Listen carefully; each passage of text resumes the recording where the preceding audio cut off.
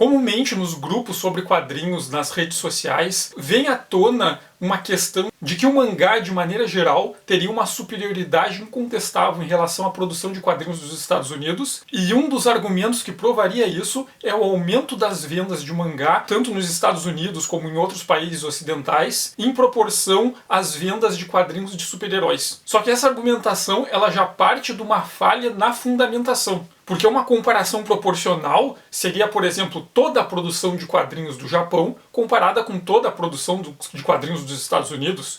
Ou então, os quadrinhos de super-herói dos Estados Unidos comparado com os números dos quadrinhos de super-heróis do Japão. Mas não, é uma comparação entre a produção de mangá em geral em relação especificamente ao nicho de super-heróis, que supostamente seria o representante por excelência da produção dos quadrinhos dos Estados Unidos, e que isso provaria que a produção de quadrinhos vindos dos Estados Unidos está atualmente em decadência. E sobre isso o que eu tenho para dizer é que quem acha que a produção de quadrinhos dos Estados Unidos está num período de decadência é porque não conhece de fato a produção de quadrinhos feitos nos Estados Unidos nos últimos anos e atualmente. E um dos lugares que eu considero bom de se procurar para se entender o que de fato é a produção de quadrinhos dos Estados Unidos atual e para entender a qualidade dessa produção é a série The Best American Comics da editora Houghton Mifflin. A Houghton Mifflin é uma editora respeitada no ramo literário e ela tem uma tradição de publicar as coletâneas The Best American, que são coletâneas que têm vários temas, tem sobre contos, sobre ensaios e que se propõem a publicar as melhores obras daquele recorte durante um período de 1 ano, publicadas na América do Norte em língua inglesa.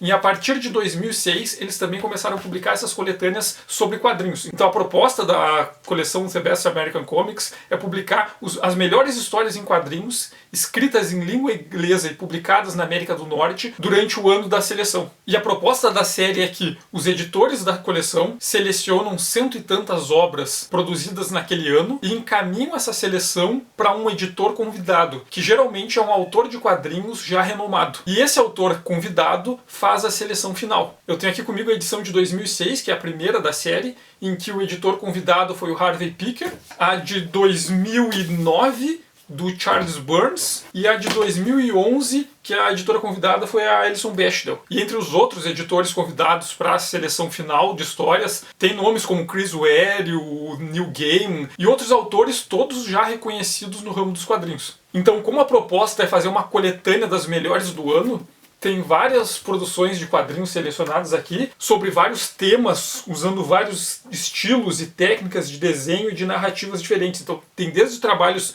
mais tradicionais a coisas mais experimentais. E seguidamente nomes como Robert Crumb, o Chris Ware e os irmãos Hernandez estão nessas coletâneas. E é uma série que eu gosto bastante porque é difícil pegar um volume dela e não ter pelo menos uma história que me surpreenda, de eu olhar e pensar, bah, é possível fazer quadrinhos desse jeito? Sabe, de pelo menos uma história em cada volume tem, que me faz ter essa sensação de descobrir que dá pra fazer com quadrinhos algo que eu não tinha imaginado que era possível até então. E lendo essa série, é meio difícil sustentar o argumento de que os quadrinhos dos Estados Unidos estão em decadência. Tem várias histórias aqui que dava pra fazer análises, mas hoje eu vou comentar rapidamente 3 delas, que é pra dar uma noção do tipo de diversidade de abordagens de temas e técnicas que são possíveis fazer e que se encontram nessa série. A primeira é do Joel Pride, que é The Amazing Life of Onion Jack. A Vida Espetacular de Onion Jack, que, como vocês podem ver, é uma história desenhada com bonecos bem simples, bem esquemáticos, e cujo tema é justamente a vida do Onion Jack, desde o nascimento dele,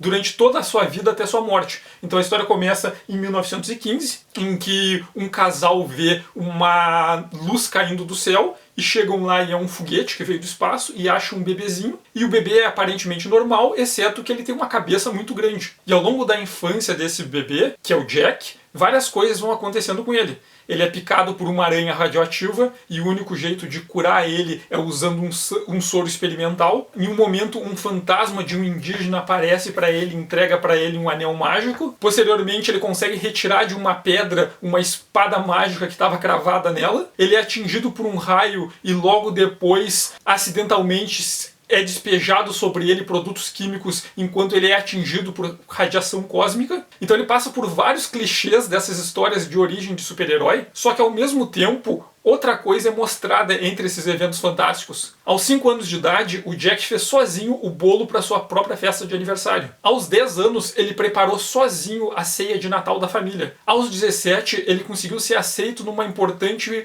universidade de culinária. Então, ao longo da vida do Jack, enquanto ele tem que lidar com o fato dele ser uma pessoa fantástica, com habilidades sobre-humanas e conseguir fazer coisas incríveis, e acabar tendo que atuar como um herói, encontrar outras pessoas com habilidades incríveis como a dele, em algum momento ele ter que ir lutar na Segunda Guerra Mundial contra os nazistas, e aos poucos ele vai envelhecendo nesse mundo fantástico. Tem uma outra narrativa de fundo, que é o fato de que o sonho do Jack, apesar dele viver essa vida fantástica, cheia de aventuras, era ser um grande chefe de cozinha. E ele é frustrado porque a vida que ele queria era uma vida como chefe de cozinha. Sendo que uma das habilidades dele muito acima da média, talvez a maior de todas, é a capacidade de ser um grande cozinheiro. Então essa história do Onion Jack, ela brinca com vários clichês de super-herói, mas ao mesmo tempo ele dá uma dimensão de cotidiano desse personagem, e esse personagem que, apesar de ter a oportunidade de viver numa vida fantástica, o oposto de muitos leitores que têm uma vida cotidiana e queriam passar por experiências fantásticas, não, o Jack vive nesse mundo fantástico, mas ele só queria ser um chefe de cozinha. E é uma história que eu gosto muito porque ela consegue dar uma dimensão humana, apesar desse estilo de desenho que é extremamente esquemático, simplista, baseado em pequenos traços e que não dá nem feições direito para os personagens. O Joel Pride, ele consegue pegar aquele que talvez seja o tema mais batido das histórias em quadrinhos dos Estados Unidos, que é justamente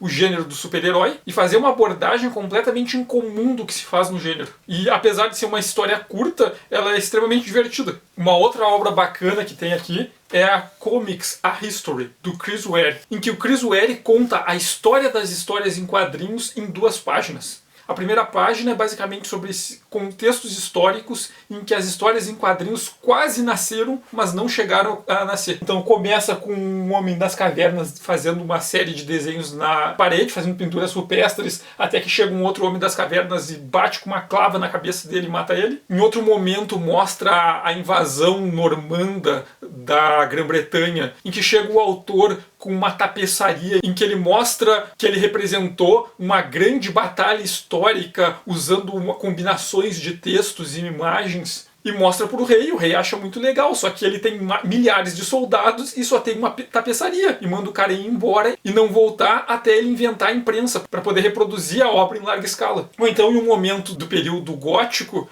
em que o artista chega na igreja e mostra para os clérigos que ele representou a Paixão de Cristo numa sequência de vários quadros simultâneos em que cada um deles mostra um diferente momento da Paixão de Cristo, e que, se lidos de maneira sequencial, o observador pode desfrutar de toda a narrativa, e os clérigos olham um para o outro: tá, mas por que a gente vai fazer 12 pinturas de Jesus se Jesus era só um, a gente só precisa de uma? Então o que o Chris Ware aqui faz na primeira página é uma piada com vários momentos daquilo que alguns chamam de proto-quadrinhos, que é um termo que eu acho bem problemático, mas que são esses momentos em que a história em quadrinhos quase nasceu, e a página termina justamente com uma tira com o Rudolf Topfer. Já na página seguinte, ela começa com William Randolph Hearst, e ele pensando: a democracia dos Estados Unidos precisa de uma arte que seja típica da cultura deles, que represente a essência da cultura deles. Algo parecido com aqueles livros feitos na Suíça e na Alemanha, em que combinavam textos e imagens para criar narrativas. No final ele conclui: já sei, vou plagiar essas obras. Aquilo daquela narrativa que existe nos Estados Unidos de que eles criaram os quadrinhos e que ignora toda a produção europeia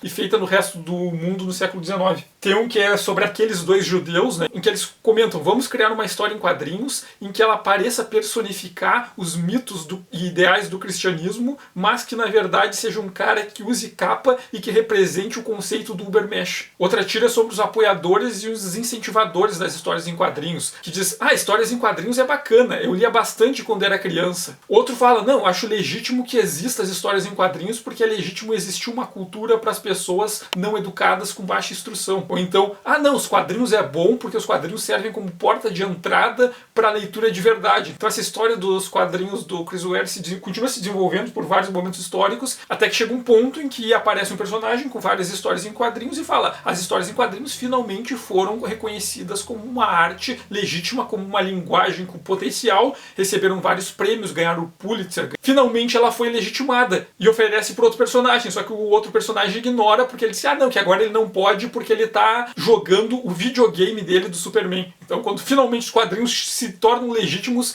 parte do grande público perde o interesse nele. Outra obra bacana que vale comentar é o Rabbit Head da Rebecca Dart. Há algum tempo o Link no Quadrinhos na Sarjeta fez um vídeo em que ele comentou como nos estudos das histórias em quadrinhos o termo arte sequencial já é obsoleto, porque é um problema teórico definir as histórias em quadrinhos como uma arte sequencial, porque ela tem outros elementos que são tão importantes quanto a sequencialidade, e um deles é a simultaneidade. E essa história em quadrinhos da Rebecca Dart eu acho um bom exemplo que confirma essa posição que o Link defendeu no vídeo, que eu concordo com ele, que é o fato da simultaneidade da leitura tabular ser tão importante quanto a leitura sequencial por uma história em quadrinhos. Nessa história em quadrinhos da Rebecca Dart, ela começa com um personagem que é uma coelha com proporções antropomórficas, em que ela está numa cova enterrando alguém, sepultando alguém. E ela monta no cavalo dela e se afasta da cova. E conforme ela vai cavalgando, ela dá 2 cuspes. E os 2 cuspes dela, um atinge o solo e o outro atinge uma árvore, e cada um deles se desenvolve e vira uma forma de vida. Na medida que esse muco se tornam personagens, a estrutura da composição dos quadros se divide. Na linha horizontal central continua o desenvolvimento da protagonista original, e acima e abaixo se desenvolve 2 novas linhas narrativas, que são a narrativa desses 2 personagens que nasceram do cuspe da primeira protagonista. E, ao mesmo tempo que tem essa questão sequencial da leitura da esquerda para a direita, a gente tem a simultaneidade. Tem eventos que estão acontecendo em lugares diferentes, com diferentes personagens, mas ao mesmo tempo. E essa questão da simultaneidade, de como os eventos acontecem ao mesmo tempo, que chegam até um pouco a confundir, mas é proposital. A página deixa de seguir uma estrutura convencional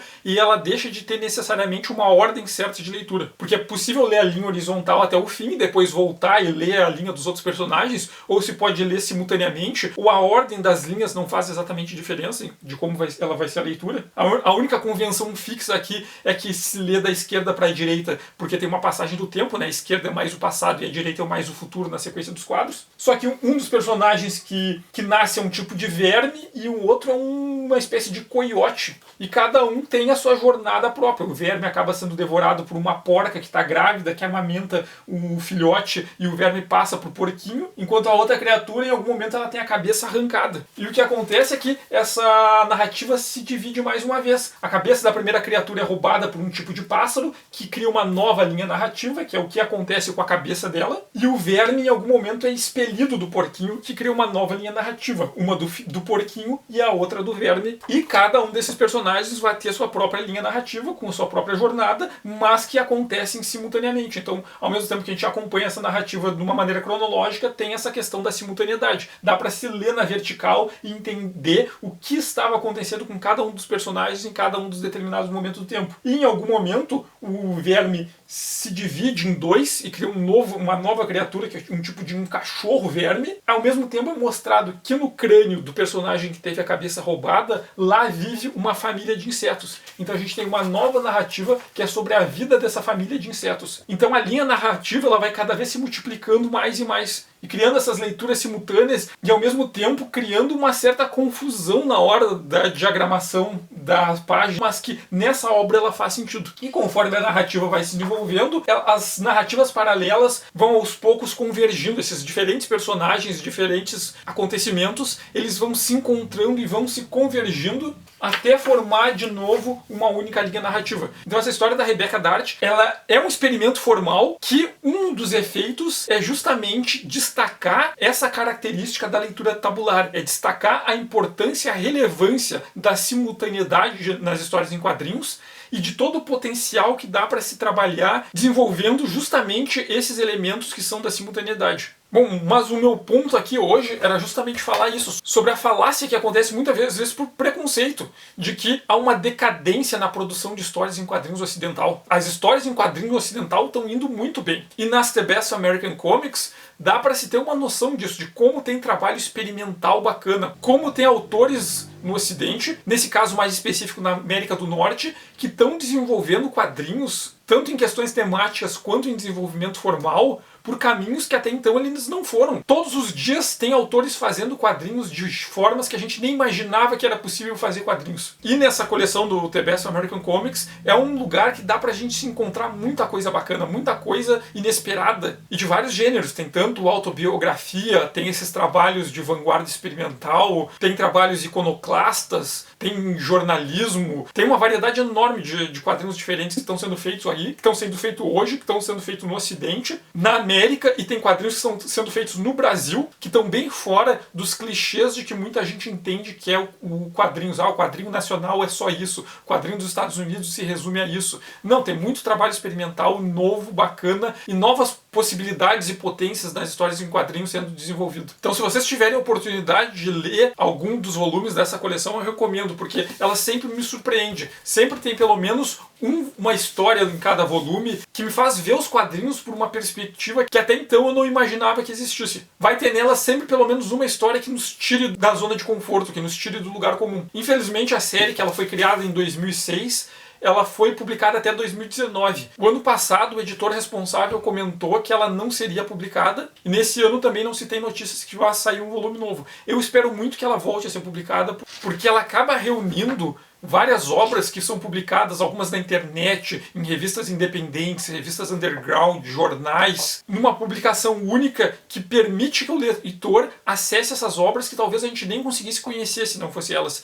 E também porque ela dá destaque para vários autores. Tem vários autores que estão fazendo coisas muito bacanas, que estão publicando de maneira independente, às vezes não por vontade própria, mas porque não conseguem se inserir no mercado, e ser publicado na The Best American Comics dá para eles um destaque que permite que eles publiquem em grandes editoras depois. Então, se vocês tiverem acesso a alguns desses volumes, eu recomendo que leiam. E por hoje era isso. Eu peço que quem puder curtir, compartilhar, seguir o canal sempre ajuda. Também quem quiser fazer comentários, sugestões, estou sempre aberto para os comentários e tento responder tudo na medida do possível. Convido também para quem quiser seguir lá no Instagram o perfil do canal, que seguidamente eu coloco lá volumes de algumas edições raras que eu encontro e de outras publicações relacionadas a quadrinhos. E obrigado e até o próximo vídeo.